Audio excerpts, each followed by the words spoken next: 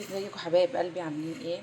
النهارده فيديو جديد هنعمل مع بعض التوميه، وهقول لكم ازاي تعملوها حراقه وازاي تعملوها بارده. دول كده معلقتين نشا، حطيت عليهم ميه ودوبتهم وحطيتهم على النار، استووا بالطريقه دي وسبتهم لما يبردوا. ومعايا نص معلقه توم مفروم. التوم هنا اساسي طبعا في الطريقه. وده مايونيز انا كنت لسه عاملاه، شلت منه حبه وخليت حبه عشان اعمل بيه. يلا نعمل الخطوات مع بعض.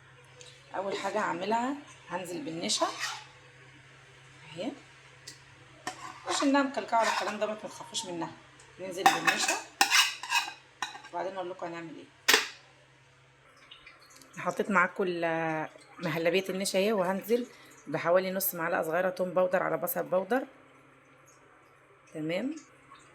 وانزل بنص معلقه التوم.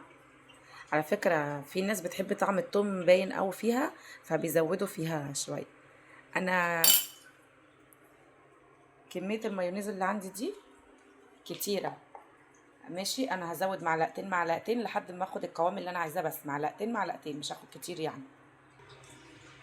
زي ما قلنا ناخد ايه معلقتين معلقتين من مايونيز، او مش معلقتين بالظبط يعني، انا هاخد ايه حوالي ايه 4 معالق كده، وهفرم. ولو لقيتها محتاجة هحط تاني، تمام.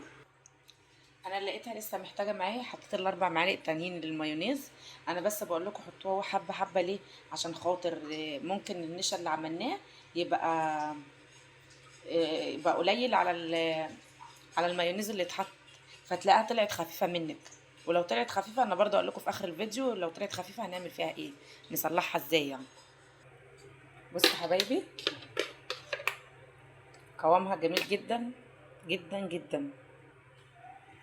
نحطيها مع بعض. بصوا انا عايزه اوريها لكم بس وهي بتنزل، ما شاء الله قوامها حلو قوي قوي قوي. شايفين؟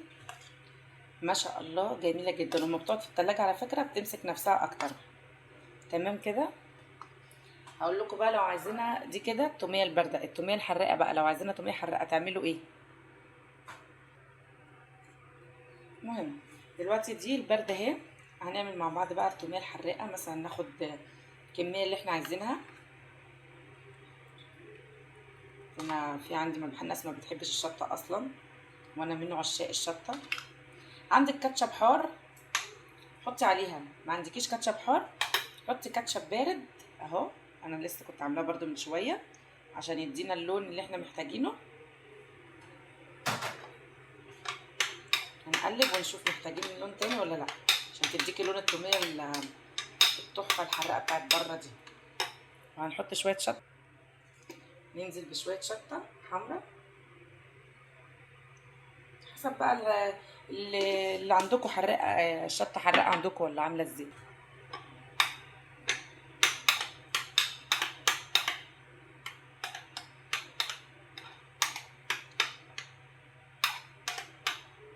ادي اللون الجميل بتاع التوميه الحراقه.